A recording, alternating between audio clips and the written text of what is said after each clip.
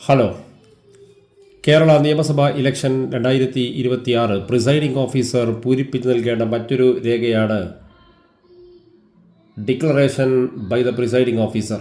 Presiding ഓഫീസറുടെ പ്രഖ്യാപനങ്ങൾ പ്രധാനമായിട്ടും 4 ഭാഗമാണ് പ്രിസൈഡിംഗ് ഓഫീസറുടെ പ്രഖ്യാപനം എന്ന് പറയുന്ന ഭാഗത്തുള്ളത്. അനക്സർ 6 പൂരിപ്പിച്ചു നൽകേണ്ടത് പാർട്ട് 1. അതിൻ്റെ declaration by the presiding officer എന്നുള്ളതിൻ്റെ 4 ഭാഗമുള്ളതിൽ ആദ്യത്തെ ഭാഗമാണ് part 1. Declaration by the presiding officer before the commencement of the poll എന്ന് പറഞ്ഞാൽ ആക്ച്വൽ പോൾ തുടങ്ങുന്നതിൻ്റെ തൊട്ട് മുമ്പ് അഥവാ മോക്ക് പോൾ കഴിഞ്ഞതിൻ്റെ ശേഷം പ്രിസൈഡിംഗ് ഓഫീസർ നടത്തേണ്ട പ്രഖ്യാപനത്തിൻ്റെ ഒന്നാമത്തെ ഭാഗമാണ് ഇത്, പാർട്ട് 1. അതിൽ പ്രഖ്യാപനം നടത്തിക്കഴിഞ്ഞാൽ ഉടൻ തന്നെ ഈ ഫോം കൃത്യമായി പൂരിപ്പിക്കുക. Election from dash parliament assembly constitution, ഇവിടെ നിയമസഭാ മണ്ഡലത്തിൻ്റെ പേരാണ് എഴുതേണ്ടത്. തൊട്ട് താഴെ serial number and name of poll, polling സ്റ്റേഷൻ്റെ സീരിയൽ നമ്പറും അതോടൊപ്പം തന്നെ പോളിംഗ് സ്റ്റേഷൻ്റെ പേരും കൃത്യമായി എൻട്രി ചെയ്യുക. ഡേറ്റ് ഓഫ് പോൾ, പോളിംഗ് നടക്കുന്ന ദിവസം അഥവാ കേരളത്തിൽ ഏപ്രിൽ 9 9/4/2026 എന്നാണ് അവിടെ എഴുതേണ്ടത്. തൊട്ട് താഴെ ആ ഡിക്ലറേഷൻ വായിച്ച് ഏറ്റവും താഴെ വലതുഭാഗത്ത് സിഗ്നേച്ചർ ഓഫ് പ്രിസൈഡിംഗ് ഓഫീസർ എന്ന് പറയുന്ന ഭാഗത്ത് ഇവിടെ കൃത്യമായി ഒപ്പുവെക്കുക, പ്രിസൈഡിംഗ് ഓഫീസർ ഒപ്പുവെക്കുക. ഇടതുഭാഗത്ത് സിഗ്നേച്ചർ ഓഫ് പോളിംഗ് ഏജൻറ്റ്സ്, ഇവിടെ പോളിംഗ് ആ സമയത്ത് അവിടെ ബൂത്തിൽ സന്നിഹിതരായിട്ടുള്ള പോളിംഗ് ഏജൻസുകൾ ആരൊക്കെയാണോ അവരെ കൊണ്ട് കൃത്യമായിട്ട് ഒപ്പിടിക്കുക.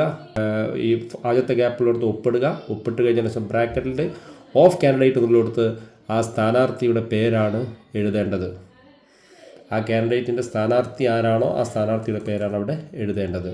അത് കഴിഞ്ഞതിന് ശേഷം the following polling agents decline to fix his signature on his declaration. മുകളിൽ പിന്നെ ഡിക്ലറേഷൻ ഒപ്പിടാൻ വിസമ്മതിച്ച പോളിംഗ് ഏജൻസിമാർ ആരെങ്കിലും ഉണ്ടെങ്കിൽ അവരുടെ പേരും അവരുടെ സ്ഥാനാർത്ഥിയുടെ പേരുമാണ് ഇതിൽ രേഖപ്പെടുത്തേണ്ടത്. ഒപ്പിടാൻ വിസമ്മതിച്ച ആളുകൾ ആരെങ്കിലും ഇല്ലെങ്കിൽ അവിടെ ഒന്നും ചെയ്യേണ്ടതില്ല. വലതുഭാഗത്ത് സിഗ്നേച്ചർ പ്രിസൈഡിംഗ് ഓഫീസർ ഒപ്പുവെക്കുക. ഇടതുഭാഗത്ത് ഡേറ്റ് എന്നുള്ളടത്ത് 9/4/2026 എന്ന് എഴുതുക. അതാണ് പാർട്ട് 1. ഇനി പാർട്ട് 2 എന്ന് പറയുന്നത് എല്ലാവരും ചെയ്യേണ്ടതില്ല. എന്തെങ്കിലും കാരണവശാൽ voting machine at the time of use of subsequent voting മെഷീനുകൾ ഏതെങ്കിലും മാറ്റുന്ന ഒരു അവസരം ഉണ്ടെങ്കിൽ മാത്രം ഫില്ല് ചെയ്യേണ്ട ഭാഗമാണ് part 2 of declaration by presiding officer. അതിൽ ഉണ്ടെങ്കിൽ പിന്നെ ഇലക്ഷൻ ഡാഷ് പാർലമെൻറ്റ് അവിടെ നിയമസഭയുടെ പേര് എഴുതുക, പിന്നെ serial number, name of polling station എഴുതുക, ഡേറ്റ് ഓഫ് പോൾ 9/4/2026 എന്ന് എഴുതുക. പിന്നെ ഇവിടെ എന്തുകൊണ്ടാണ് പിന്നെ ഈ വോട്ടിംഗ് മെഷീൻ മാറ്റുന്നത് എന്നുള്ള ദാറ്റ് ഡ്യൂ ടു എന്താണ് ഇതിൻ്റെ കാരണം അതിൽ എറർ കാണിച്ചിട്ടുണ്ടാകും. ആ എറർ എന്താണെന്നുള്ള അവിടെ രേഖപ്പെടുത്തുക. എന്ന് പറഞ്ഞാൽ EVM വോട്ടിംഗ് മെഷീൻ റീപ്ലേസ്മെൻ്റ് ഉള്ള സമയത്ത് മാത്രമേ ഈ പാർട്ട് 2 ഫില്ല് ചെയ്യേണ്ടതുള്ളൂ. അതല്ലാതെ പ്രിസൈഡിംഗ് ഓഫീസർമാർ പാർട്ട് 2 ഫില്ല് ചെയ്യേണ്ടതില്ല. മറ്റതൊക്കെ നേരത്തെ പറഞ്ഞ അതേപോലെ തന്നെയാണ്. ഇനി അടുത്തതായിട്ട് പാർട്ട് 3, ഇതെല്ലാ പ്രിസൈഡിംഗ് ഓഫീസർമാരും ചെയ്യേണ്ടതാണ്. Part 3 declaration at the end of poll അഥവാ ആക്ച്വൽ പോൾ കഴിഞ്ഞാൽ, വോട്ടെടുപ്പ് കഴിഞ്ഞാൽ ഉടൻ തന്നെ പ്രിസൈഡിംഗ് ഓഫീസർ നടത്തേണ്ട പ്രഖ്യാപനമാണ് പാർട്ട് 3 പറയുന്നത്. അവിടെ വലതുഭാഗത്ത് പിന്നെ താഴെ കാണുന്ന അവിടെ വലതുഭാഗത്ത് പ്രിസൈഡിംഗ് ഓഫീസർ ഒപ്പുവെക്കുക, ഡേറ്റ്, ടൈം, പോളിംഗ് അവസാനിച്ച ആ സമയം അവിടെ രേഖപ്പെടുത്തുക. പിന്നെ അതോടൊപ്പം തന്നെ 17C പാർട്ട് 1 ഫോം ഫില്ല് ചെയ്ത് അത് അതിൻ്റെ കോപ്പി കൈപ്പറ്റിയ പോളിംഗ് ഏജൻസിമാർ ആരൊക്കെയാണോ അവരാണ് കംപ്ലീറ്റ് ഇവിടെ ഒപ്പുവെക്കുക. അവിടെ സ്ഥാനാർത്ഥിയുടെ പേര് അവിടെ ബ്രാക്കറ്റിൽ എഴുതുക.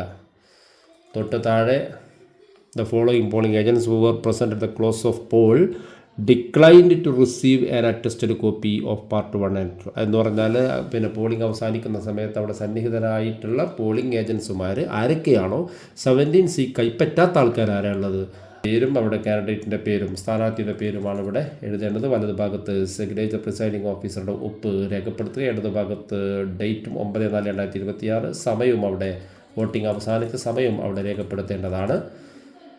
ഇനി പാർട്ട് 4 എന്ന് പറഞ്ഞാൽ പ്രിസൈഡിംഗ് ഓഫീസറുടെ പ്രഖ്യാപനത്തിൽ അവസാനത്തെ ഭാഗമാണ് പാർട്ട് 4 അഥവാ declaration after sealing of the voting മെഷീനുകൾ നമ്മളെ വോട്ടിംഗ് എല്ലാം കഴിഞ്ഞ് വോട്ടിംഗ് മെഷീനുകളെല്ലാം സീൽ ചെയ്ത് കൺട്രോൾ യൂണിറ്റും ബാലറ്റ് യൂണിറ്റും ഒക്കെ ക്യാരിങ് കേസിലേക്ക് ആക്കി കഴിഞ്ഞതിന് ശേഷം പ്രിസൈഡിംഗ് ഓഫീസർ നടത്തുന്ന ഡിക്ലറേഷനാണ് പാർട്ട് 4. അവിടെ വലത് ഭാഗത്ത് പ്രിസൈഡിംഗ് ഓഫീസർ ഒപ്പുവെക്കുക, ഇടതു ഭാഗത്ത് ഡേറ്റ്, ടൈം എന്നിവ രേഖപ്പെടുത്തുക.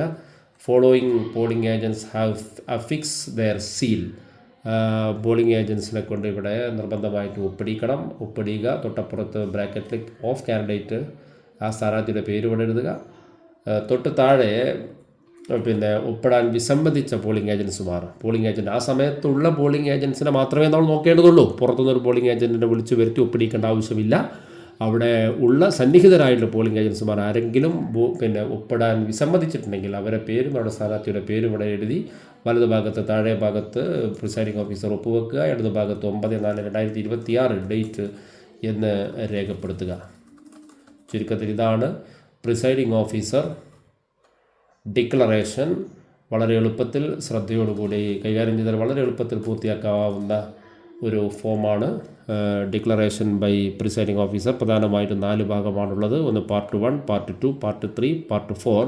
അതിൽ പാർട്ട് 1, പാർട്ട് 3, പാർട്ട് 4 ആണ് പൊതുവെ എല്ലാ പ്രിസൈഡിംഗ് ഓഫീസർമാരും നിർബന്ധമായിട്ടും പൂരിപ്പിക്കേണ്ടത്. എന്നാൽ പാർട്ട് 2 ഏതെങ്കിലും വോട്ടിംഗ് മെഷീനുകൾ മാറ്റിയിട്ടുണ്ടെങ്കിൽ മാത്രമാണ് പാർട്ട് 2 പ്രിസൈഡിംഗ് ഓഫീസർമാർ പൂരിപ്പിക്കേണ്ടത്.